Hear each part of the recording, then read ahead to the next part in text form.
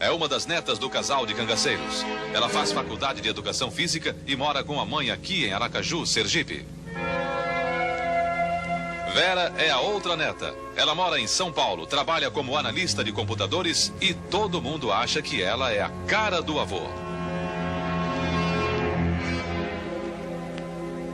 E esta é Hilda Ribeiro, a Sila, viúva do temido cangaceiro Zé Sereno, do bando de Lampião. Ela estava em Angicos e é uma das poucas sobreviventes do massacre. Hoje, Sila é costureira e mora em São Paulo. A primeira parte da viagem começa aqui em Poço Redondo. Uma viagem cheia de emoção, de encontros com gente ligada ao cangaço. E também de aventura, porque para chegar a Angicos, a família de Lampião precisou até da proteção da polícia. Os repórteres do Fantástico Paulo Marcum e Johnson Gouveia acompanharam tudo. Em Poço Redondo, o cangaço ainda é uma coisa viva. Na década de 30, todos os moradores daqui eram amigos de Lampião. E muitos participaram ativamente do cangaço, lutando ou servindo de coiteiros. Assim eram conhecidas as pessoas que davam informações, abrigo, comida, armas e munições para os bandos. Essas famílias moram até hoje na cidade. Aqui, por exemplo, é a casa de Alcino Alves, ex-prefeito de Poço Redondo e sobrinho do cangaceiro Zabelê, do bando de Lampião. E este que está chegando agora é Manuel Félix, um antigo coiteiro do capitão Virgulino Ferreira. Ele ainda tem aquele jeito meio desconfiado, típico do cangaço. Mas para falar de Lampião, fica mais à vontade. Como que ele tratava o senhor? Como que era ele pro senhor? Bom, ele tratava bem, ele tratava todo mundo bem. Na semana que mataram ele, eu não fui lá. Mas depois fui lá, vi os ossos. Agora, depois, logo, eu estava em Gararu e vi os retratos das 11 pessoas. As cabeças. As cabeças. Por isso eu sei que ele morreu.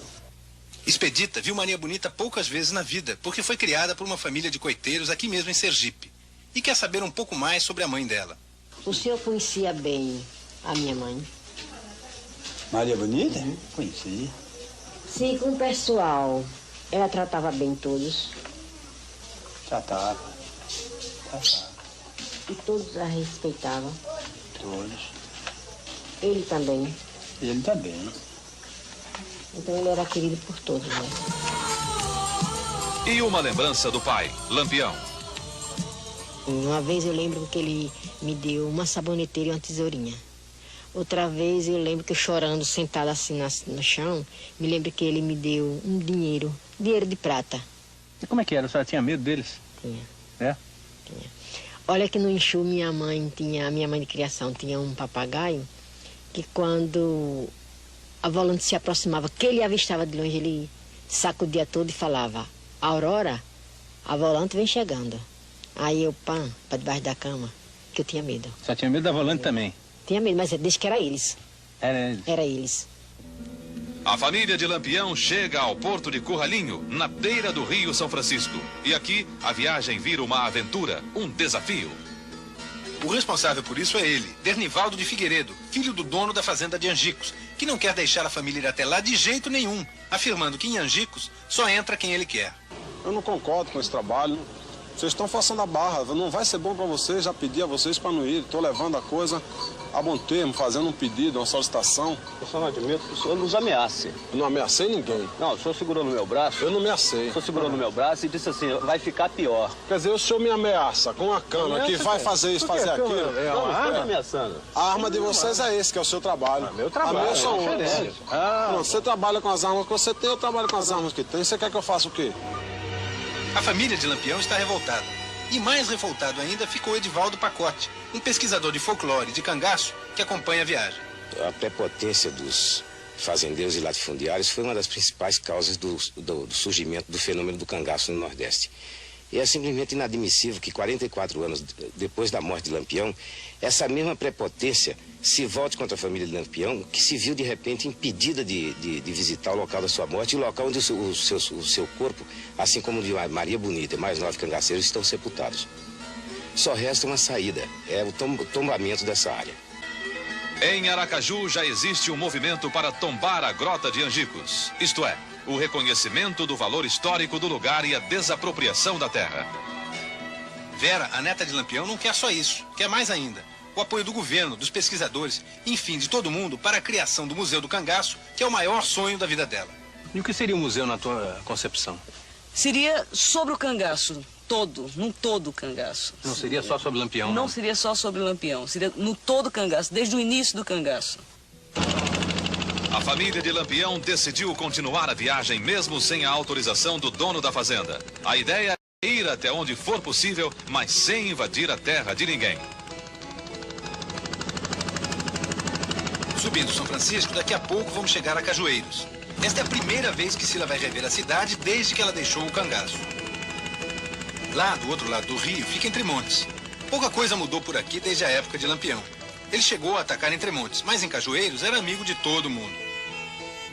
Não é nada difícil encontrar por aqui gente que conheceu o Lampião e que adora relembrar histórias. Um bom exemplo, Odilon Félix, coiteiro do capitão Virgulino. Lampião era meu conhecido, Lampião vivia mais ele. Conhecia ele de fundo. E o senhor conheceu o marido de Adília, Canário? Conheci. Canário era do bando de Lampião e chefiava o cangaço aqui em Cajueiros. Adília é ela, que participou de muitos tiroteios e com muita sorte. Nunca aconteceu nada comigo, o que aconteceu só passou uma balinha aqui assim. Mas eu tirei o pedacinho da casca, da bala, e tô viva, tô conversando aqui, ó, com Sila, com tudo, com vocês aqui, tudo de colega, né? De Cajueiros, a família de Lampião foi até Angicos, mas não entrou na fazenda. Preferiu respeitar a decisão do dono das terras e parou na beira do rio. Mas 2 dias depois, estava todo mundo de volta. Desta vez para valer, para entrar, mesmo contra a vontade do fazendeiro. O juiz Francisco Novaes, de Porto das Folhas, expediu um mandado judicial dizendo que ninguém pode proibir a visita de uma família ao lugar onde corpos de parentes dela estão enterrados. E mais, o juiz ordenou que a polícia fosse para lá garantir a entrada de todo o grupo em Angicos. Exatamente aqui, há 44 anos, desembarcava a volante comandada pelo tenente João Bezerra, que matou Lampião em Maria Bonita. Da beira do São Francisco até o lugar onde Lampião e Maria Bonita morreram, a gente tem que andar uns 40 minutos. Os cangaceiros passaram por aqui muitas vezes, e é um caminho estreito, cheio de pedras. E foi por esta mesma picada que a volante comandada por João Bezerra subiu para atacar o bando. Foi aqui que a polícia se dividiu, né, Santônio? Como é que foi? O povo, ao chegar aqui, aí dividiram aqui e o outro foi para cá. E nessa hora a Sila estava dormindo lá no acampamento com os cangaceiros, não é isso? Hein, Sila? Era, sim. É a coisa que mais marca na minha vida foi essa brigada de Angico, porque morreu diversas pessoas que a gente, como inclusive o meu irmão Lampião, que era mesmo que ser parente, e Maria Bonita. A senhora gostava muito de Maria Bonita? Adorava, ela era formidável. Ela era a melhor amiga da senhora? Era a melhor amiga, porque eu convivi mais com ela. Inclusive, ela era madrinha do meu filho, que eu tive no mato. Um momento emocionante. A família de Lampião chega a Angicos 44 anos depois do massacre. O que a senhora sente quando chega aqui em Angicos? Eu sinto um negócio estranho. Por quê? Uma coisa assim, diferente, sei lá. Não me sinto muito bem quando chego aqui, não. Apesar de que eu não tive esse relacionamento todo com eles, tudo, mas sangue é sangue, né? Deixa um negócio estranho. Poucas horas antes do massacre, Sila subiu por aqui para falar com Maria Bonita. Era madrugada de 28 de julho de 1938 e caiu uma chuvinha fina. Sila estava exatamente nesta pedra. Expedita senta no mesmo lugar em que Maria Bonita conversava com Sila. Sila, o que recorda essa pedra aqui? O que significou essa pedra, esse local para você? Esse local foi o lugar que me recorda mais a tristeza, porque foi o último lugar, a última vez que eu falei com Maria Bonita. Ela estava do seu lado? Ela estava aqui do meu lado e na hora que ela estava fumando e a volante estava chegando, aí a luz acendia e apagava. Aí eu falei para Maria, eu disse, Maria, não será macaco? Aí ela disse que não, que era vagalume. Como ela era mais velha, mais de experiência, aí eu fiquei quieta, porque se eu chegasse embaixo e tivesse falado por José, talvez não teria acontecido o que aconteceu. Em Angicos, 11 cangaceiros morreram. 10 escaparam, segundo Sila, que conseguiu fugir no meio do tiroteio. E aqui ainda tem marcas de bala por todo lado. Nem precisa procurar muito. Quando foi de manhã, aconteceu essa desordem, esse tiroteio. Era mais ou menos umas 5 horas, porque aqui quando é 6 horas, ninguém tinha relógio, não sabia a hora, mas ainda estava escuro ainda. José desceu e quando chegou aqui, o Amoroso desceu para pegar água. Aí José falou pro Vila Nova, faça o café. Aí naquilo começou o tiroteio. Um documentário do Globo Repórter mostrado pela primeira vez há 7 anos reconstituiu o massacre de Angicos. O último dia de Lampião.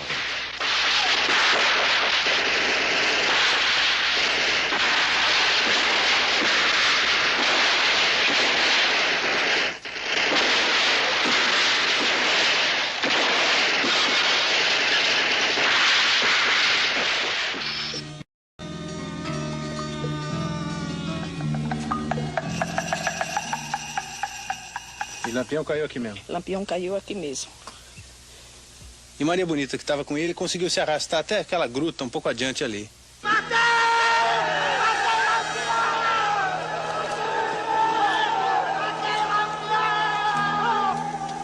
Para mim, ele não morreu. Para mim, agora que ele está vivendo.